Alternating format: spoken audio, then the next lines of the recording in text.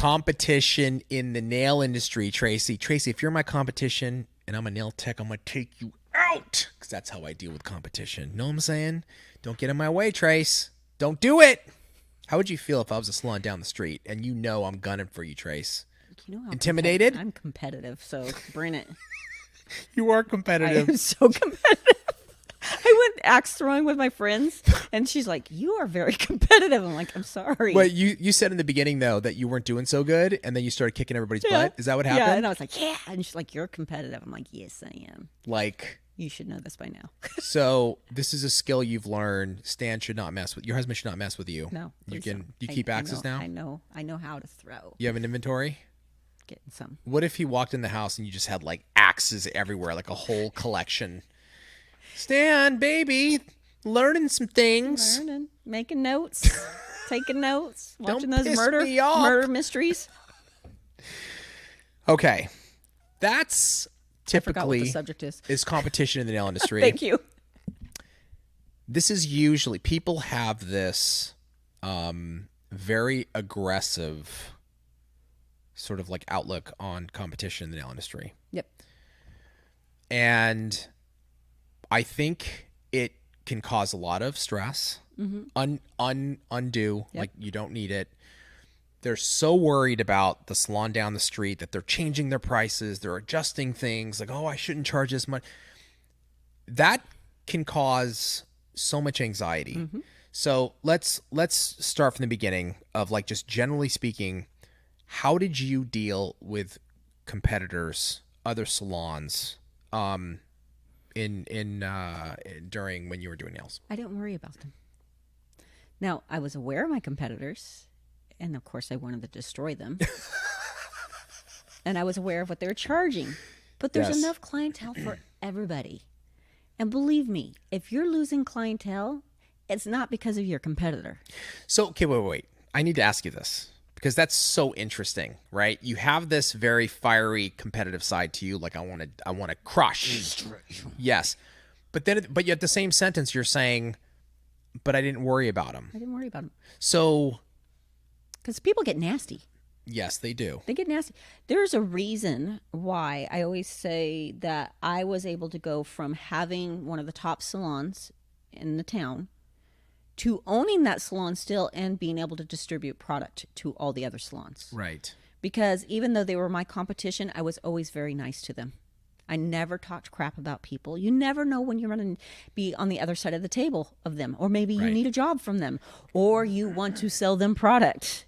You know, there's just no need for that level of competition. I've seen it, and it gets so nasty. And again, I knew when I got my confidence that if I was losing clientele, it was not because of Habib down the street. It's because something's going on with your nails. Something's going on with me. And when people want to blame their competition before they want to blame themselves. Something that you always say, sorry. God, man, it's never ending. Something that you always say, Trace, is when you set pricing, you're aware of the area's pricing. Absolutely. But you're not. It does not dictate my pricing. Okay, so can you explain that? Because I think that's very interesting. And this is like probably one of the things that people focus on the most when it comes to they're undercutting me, and it's that whole thing. Getting this weird price competition. Yes. And it does nobody good. So, we actually had this on Twitch this morning. We have a lot of walk-in salons. The pricing's lower. Yep, so did I. And I was in a business park that had no business having a nail salon in there. It wasn't a place it wasn't a strip mall or where you would expect to have a salon. No foot traffic. Zero foot traffic. There were salons all around me. I was aware of their pricing. I was higher than everybody. And I liked it that way. But there's a clientele for them. There's a clientele for me. Now, let me say this, though. If everybody's charging $60, for instance, and you're charging $600 for a set, you only need one. You only need one. There is a fine line. But I was aware and the reason I was aware is I wanted to be in the ballpark of my competition. But I always want to be on the higher end of it, So I find out that Habib down the street is charging twice what I am, and he's busy. What am I doing? Right. That's what I needed. That's the That's the info that you need. How can I like improve my business? Not I'm going to slash and run promos and talk smack. I've seen it so many times where we talk about this at our 1 week course. Habib goes, I'm going to charge 60. I'm like, well, I'm going to charge 45. And he's like, well, I'm going to charge 40. And I'm like, I'm going to charge 35. We actually price ourselves to a point that someone goes, they must not be very good. Of course. You know, you bring your pricing down so low. First, you're not making it. Right. You know, you're struggling and you're like working all these hours, have all these clients, and yet you're not making it. It's because that's a good indication that your pricing is too low. Right. Or two, there's perceived value. And we've talked about this many times. If you know, there's a reason why people want to go buy a Louis. They perceive that is a way better purse or shoe or whatever.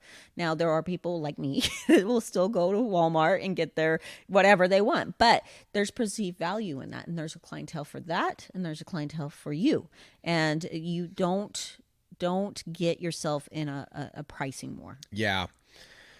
I always like, you know, even young nails, right? We have the same sort of like thought process when it comes to competition, right? We're aware of our competitors, 100%, right? But if I ever need to call one of the competitors, we're cordial. We are nice to each other. Like there's shows we go to, we see them all the time. We say hello. Hey, how's the family? 100%. What would be the point to be nasty to each other? It's totally pointless. Yeah. We're aware of what's going on, but here's the when it comes to competition, and I think this is so important, I think for nail technicians, you know, just because it's more in your face with nails. With our brand, we're not seeing our competition every single day, like on the corner or around, or like I drive to work and I have to see them.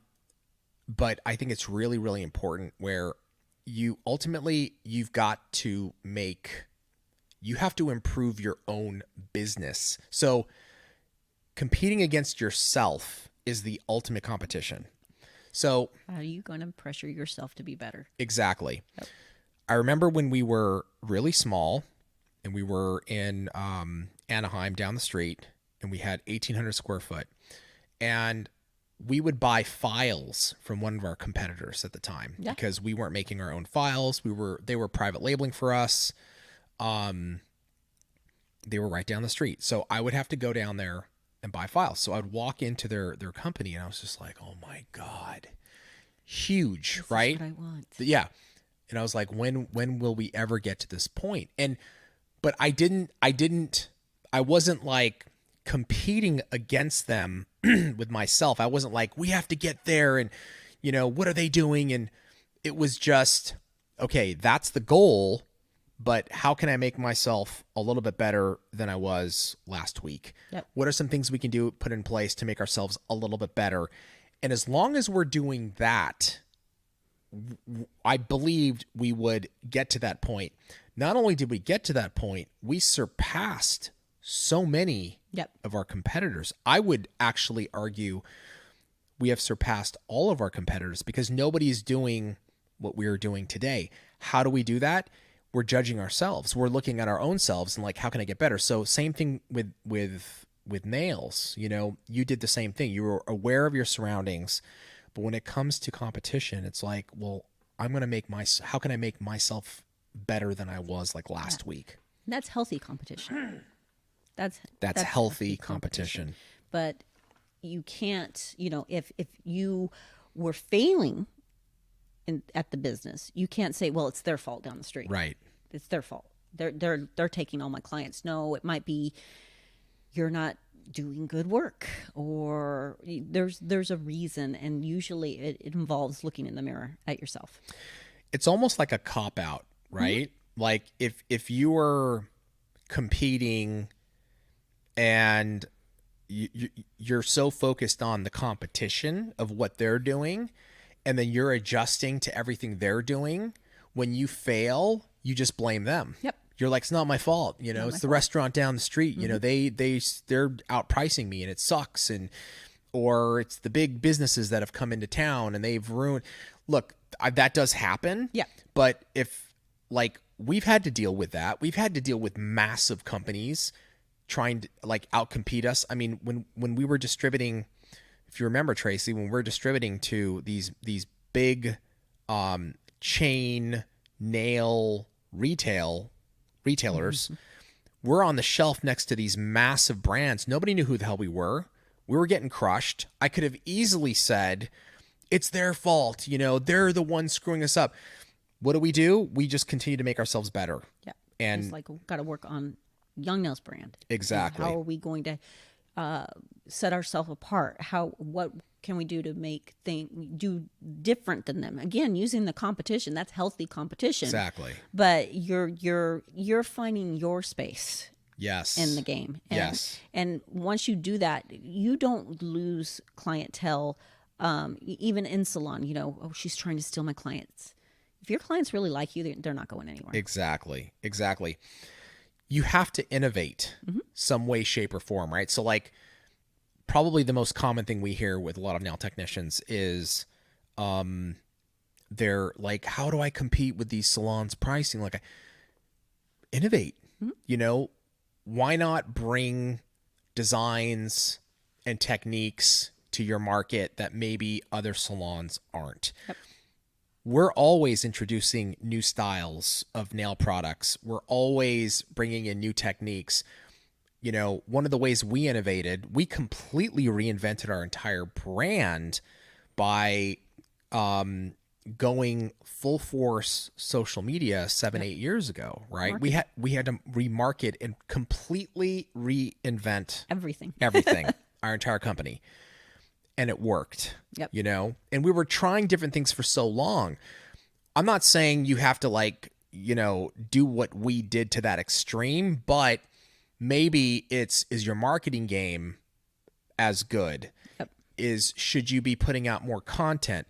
Should you be maybe looking at what we're doing as a brand, Young Nails, and take some tips from there and applying it to your own local business? You Yep. know, what about bringing in a lot of the art stuff that we have, Trace, there's so many salons that don't do it or don't utilize it or don't offer these to clientele. Keep it fresh. And that's Right. what we try to do. Even we do a lot of in and out stuff. Why? It keeps it fresh. It keeps people excited. You have to do that with your clientele. And then the number one thing I can say is have a personality. Right. You can do the best nails in the world. And if you're not nice, if you don't have that, you're probably going to lose clientele to your competition because they're nice. Because they're nice. You have to be nice. Being nice, customer service, all these things go. Innovation. Make it fresh, make it new, keep it clean, all that. Find your space. What you are the brand. You are a brand. You're a brand. So what do you want your brand to represent? Yeah. What does that mean? Exactly. And I just always love like people like nail art is always such a great way to bring innovation in your salon. And people are like, well, I'm not an artist, you know. Dude, yeah, there are such simple ways like doing glitter presses or color combos, learning color, what goes good with what seasonally. I'm going to offer these colors with maybe these nail art and these glitters and put them on display, put them on my Instagram so people can see, hey, I'm offering these designs for this season. Check out these colors. What do you like? You know what I mean? Yep. Absolutely. You gotta keep it fresh. And I've never been that person that's gonna, hey, let me paint something for you. It's just not gonna happen. But I've always done art. And I think that's where some people don't realize is exactly what you're saying. If you have color combo, if you have glitters, you can do a ton of things. Does your shaping set you apart from everybody else? Is your shaping on point? You know that people will just come to you to get nude nails just if your shaping's beautiful. So what is that? That you can say, hey, I specialize in this. Right, and it's so important. You mentioned this earlier. I don't know if it was on this one or an episode before, but you'd mentioned this. Somebody comes to you and they're like, I want this nail art. And it's like all crazy. And, you know, well, it's okay to say, I don't do this. Please admit you don't do it. Just admit it. Just admit it. Yeah. You will save everybody a lot of stress, you know. You know what? I don't do that, but let you know, and this is why we ask people what they're looking for before to send pics, things like that. You know, sending them to your Instagram so they see the work that you do. Right. You know, that's going to save a lot of that conversation. Right. So, sum it up. Listen, you cannot be aware of your competition. Competition's good. Competition's good. Use it to innovate your business. Hey, so-and-so's doing this. I want to stand out. I want to improve my business. I'm going to offer these services. I'm going to do these nail art. Price-wise, don't get into the slashing price game. Keep your prices. I like that, you know, to be one of the more expensive in the area. Be aware of pricing, but don't go into a price war. Don't let it control you, and always be nice to your competition. Always be nice to your competition. You never know. It's always good.